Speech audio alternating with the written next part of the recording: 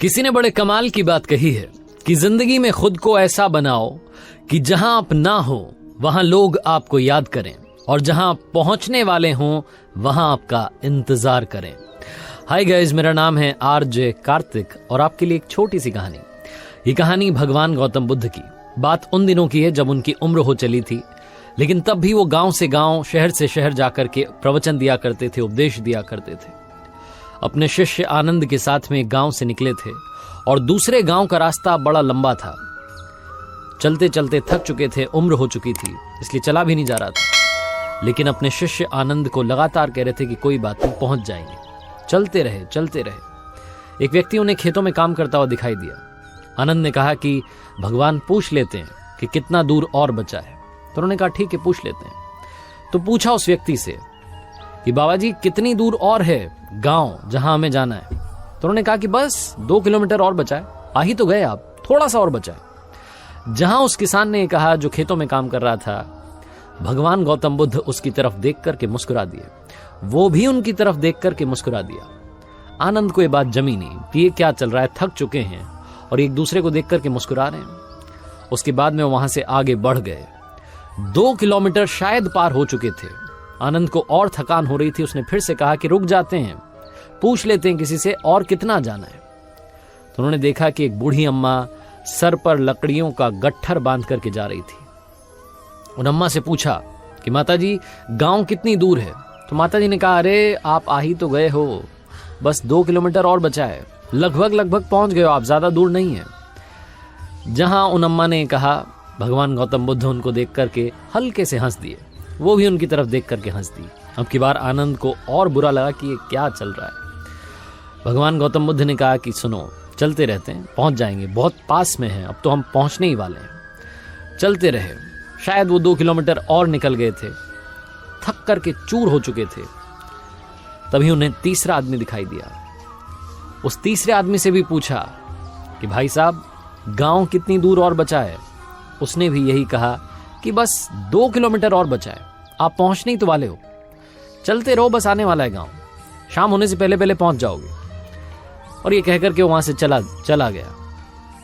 जब वो तीसरा व्यक्ति वहां से चला गया तो आनंद ने जो झोला उठाया हुआ था उसे जमीन पर पटक दिया और भगवान गौतम बुद्ध से कहा कि गुरुदेव माफी चाहता हूं। मुझे मालूम है आप कहते हैं कि उलूल जुलूल सवाल नहीं करने चाहिए, फालतू के सवालों से हमारी ऊर्जा जो है व्यर्थ होती है, लेकिन आज मैं आपसे पूछना चाहता हूं, आप ये क्या कर रहे हैं।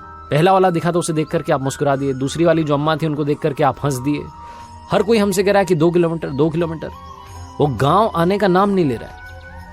आप ये क्या कर रहे हैं, मुझे इसका उत्तर दीजिए, मुझे जानना है और मुझसे अब चला नहीं जा रहा। भगवान गौतम बुद्ध ने कहा कि शांत हो जाओ आनंद, मुझे मालूम है कि गांव अगले 2 किलोमीटर के बाद में भी नहीं आएगा। तुम्हें शायद याद नहीं, लेकिन मैं इस जगह पर पहले भी आया हूं और ये गांव 20 किलोमीटर है। जब पहले वाले व्यक्ति ने, जो खेत में किसान काम कर रहा था, उसने हमें बताया था कि 2 किलोमीटर बचा है, तब भी मैंने कुछ नहीं कहा। मुझे मालूम था कि दूर है, इसीलिए मैं उनको देख करके मुस्कुरा दिया। वो भी मुझे देख करके मुस्कुरा दिए। उन्हें समझ में आ गया कि हम दोनों का काम एक ही है, दूसरों को लगातार इंस्पायर करना। पिछले इतने सालों से मैं लगातार लोगों को इंस्पायर कर रहा हूं, मोटिवेट कर रहा हूं कि आगे बढ़िए, मंजिल मिलेगी। दूसरी अम्मा जब मिली तो उन्होंने भी कहा कि 2 किलोमीटर और बचा, आप बस पहुंच ही गए। उन्हें भी देख करके मैं हंस दिया, वो भी मुझे देख करके हंस दी, क्योंकि वो भी समझ गई कि हम दोनों का काम एक ही है, लोगों को लगातार मोटिवेट करना। और तीसरा वाला जो मिला उसने भी यही कहा कि बस आप पहुंच ही गए हैं, शाम होने से पहले पहले पहुंच जाएंगे। हम सब का काम एक ही है, इसीलिए हम एक दूसरे को देख करके मुस्कुरा रहे थे। मुझे मालूम है कि गांव दूर है, लेकिन तुम्हें अगर कहता कि 20 किलोमीटर चलना है तो शायद तुमसे इतना भी नहीं चला जाता। इन 3 लोगों ने हमें 2 करके 6 किलोमीटर तो पार करवा दिया। 6 किलोमीटर की जर्नी तो हमने इन्हीं के भरोसे पार कर ली। मुझे मालूम है तुम थक चुके हो। ये बड़ा सा पेड़ है, इसके नीचे आराम करते हैं, आज की रात यहीं बिताते हैं, कल सुबह फिर से चलेंगे, चिंता मत करो। लेकिन दुनिया में याद रखना, दूसरों को लगातार मोटिवेट करना मत भूलना। कहानी बहुत छोटी है, लेकिन असल जिंदगी में भी हमारे आसपास ऐसे लोग होते हैं जो हमें इंस्पायर करते चलते हैं, मोटिवेट करते चलते हैं। कुछ ऐसे लोग भी होते हैं जो हमें डीमोटिवेट करते हैं। अब चॉइस आपकी है कि आपको कैसे लोगों के साथ में रहना है और आपको कैसा बनना है, कि आप भी वैसा बनना चाहते हैं जो ये कहे कि बहुत दूर है, तुमसे नहीं पहुंचा जाएगा, या आप ये कहना चाहते हैं कि बस पहुंच गए हो, थोड़ा सा और चल लो, मंजिल मिल जाएगी।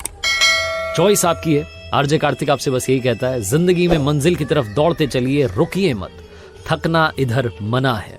कर दिखाओ कुछ ऐसा कि दुनिया करना चाहे आपके जैसा।